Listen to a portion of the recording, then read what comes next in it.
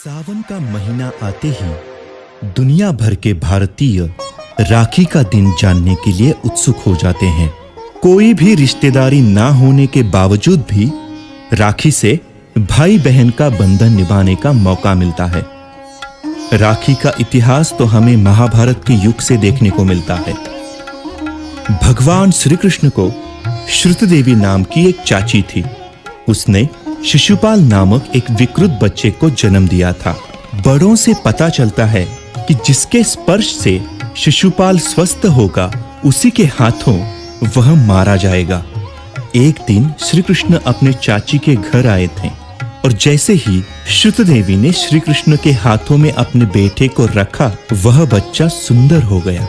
माना कि श्रुतदेवी यह बदलाव देखकर खुश हो गई, लेकिन उसकी मौत श्री कृष्ण के हाथों होने की संभावना से वह विचलित हो गई।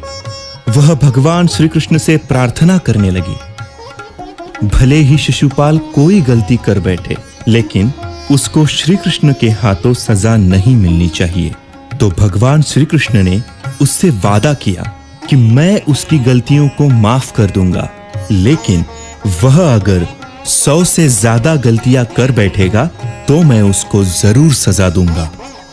शिशुपाल बड़ा होकर चेदी नामक एक राज्य का राजा बन गया। वो एक राजा भी था और साथ ही साथ भगवान श्री कृष्ण का रिश्तेदार भी। लेकिन वो बहुत क्रूर राजा बन गया।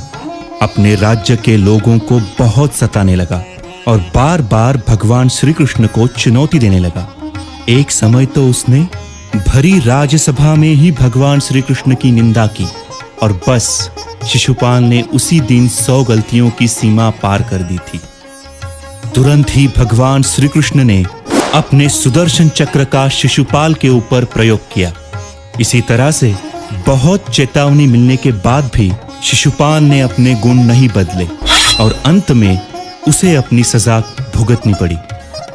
भगवान श्री कृष्ण जब क्रोध में अपने सुदर्शन चक्र को छोड़ रहे थे, उनकी उंगली में भी चोट लगी।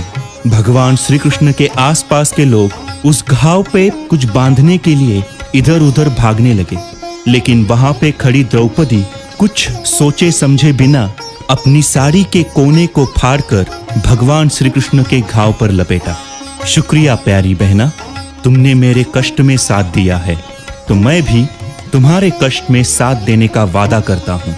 ये कह के भगवान श्री कृष्ण ने द्रौपदी को उनकी रक्षा करने का आश्वासन दिया था और इस घटना से रक्षाबंधन का प्रारंभ शुरू हुआ। बाद में जब कौरवों ने पूरी राजसभा के सामने द्रौपदी की साड़ी खींचकर जब उसका अपमान करने का प्रयास किया, तो भगवान श्री कृष्ण ने द्रौपदी को बचाकर अपना वादा पूरा किया था। उस समय से लेकर बहनें अपने भाइयों को राखी बांध रही है और बदले में भाई जीवन भर अपनी बहन की रक्षा करने का आश्वासन देते आ रहे हैं। भैया मेरे राखी के बंधन को निभाना, भैया मेरी छोटी बहन को न भुलाना।